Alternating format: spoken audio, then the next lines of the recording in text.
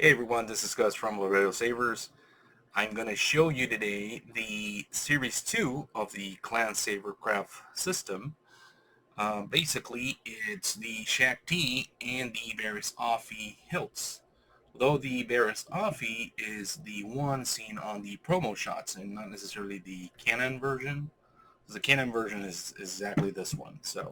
But anyways, I think it's pretty cool to have both hilts made because they share the same DNA, basically the same body, pommel components, pretty much everything except for the emitter. So what I'm going to show you today is essentially how it's composed. Basically, you have your pommel. Now, the pommel has a couple of different pieces. You have the, let's say, shiny version versus a sandblasted surface.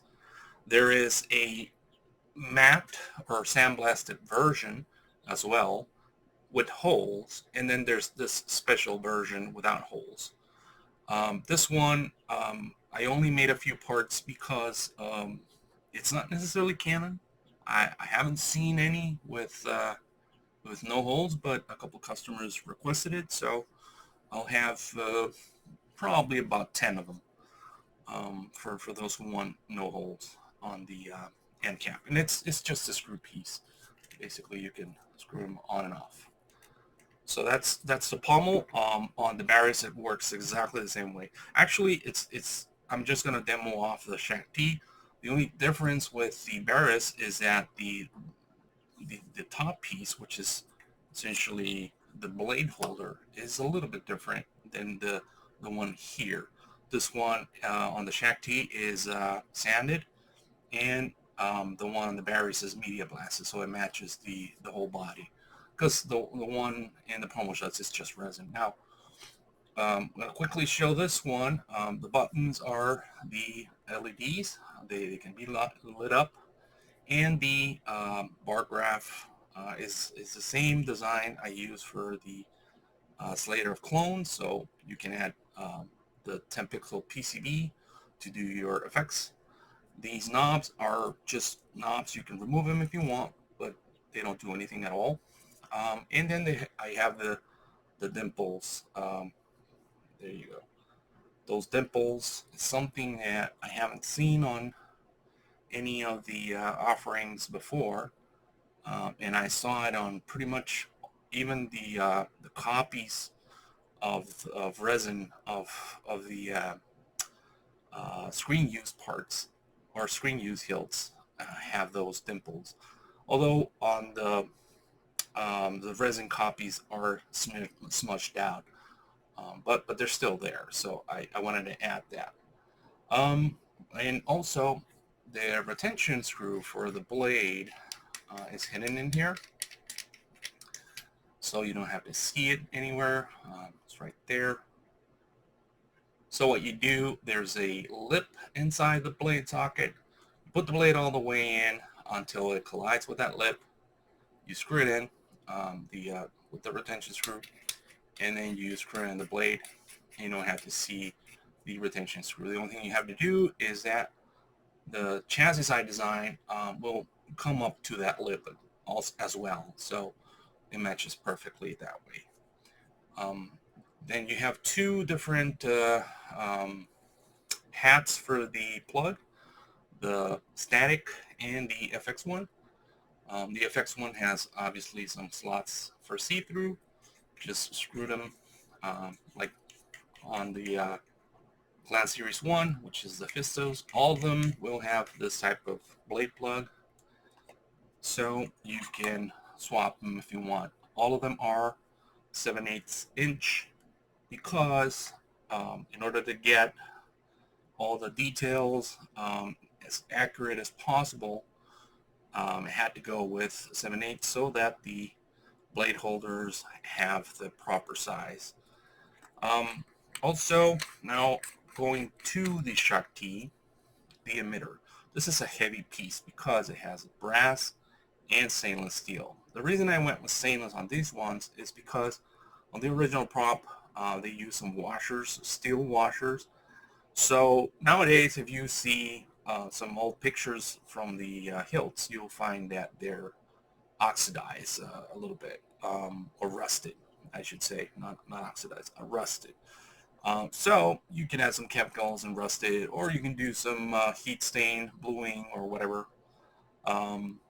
That'll give it its own personality. The emitter part is just aluminum, and it has the same type of blade plug.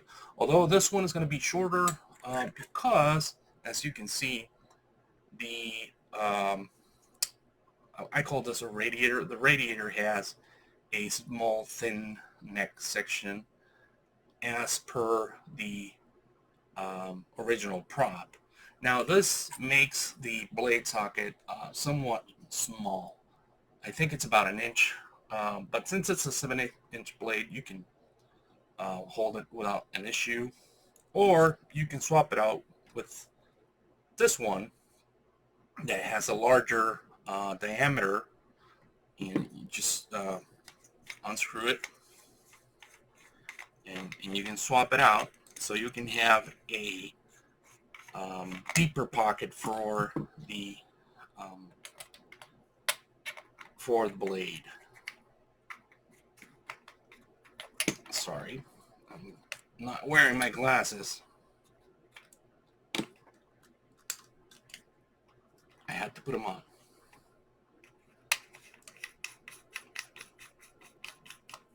There you go. Then you remove the brass section and screw it in. And now you have a much deeper pocket for the blade.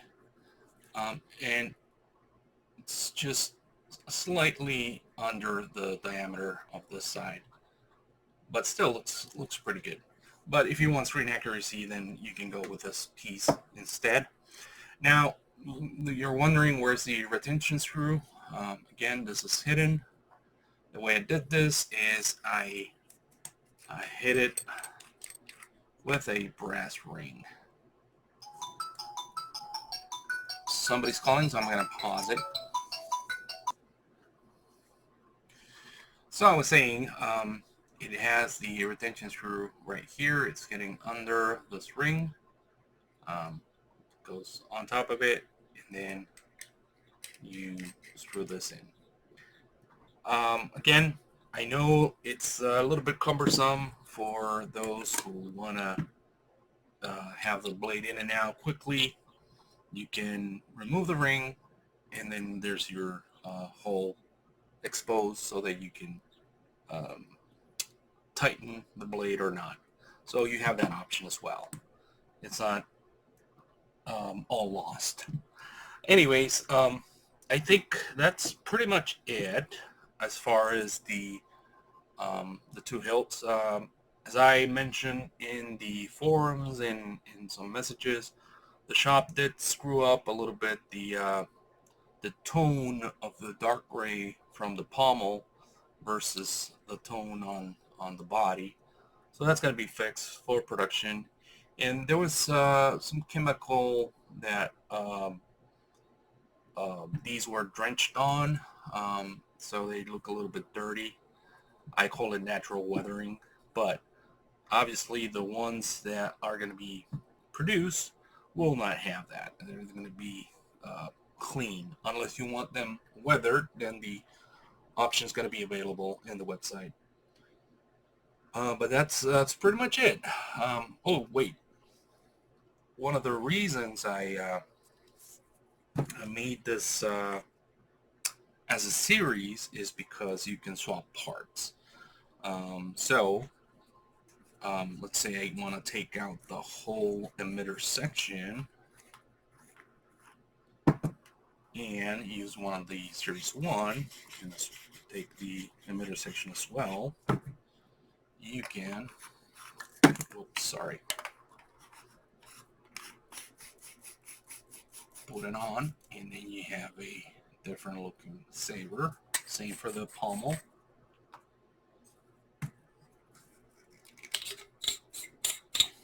You can swap it. And there you have it. It's a different looking saber for those that want DIY. Same goes here.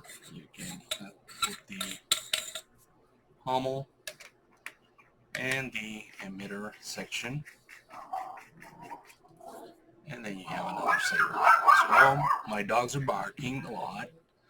They're chasing cats, I believe. But anyways, that's the whole point of the system. There's multiple sections you can open up. It's not tied just to the top and bottom section. You can remove it even from here. So that section is also removable. So you can do a lot of stuff with it. You can even swap the emitter and the pommel, flip them, and then you have a different saber. So on and so forth. I think you get the idea. So for this session, I think I covered pretty much everything I needed to cover. The pre-order is still going on for the Shaak T and the Barriss Offee. It's called Clan Saber Series 2.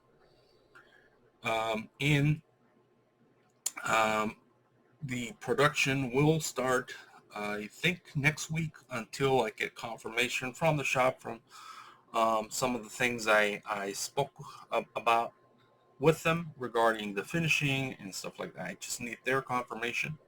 So production will start probably next week, and then it's going to be roughly 25 to 30 days for production until they're done.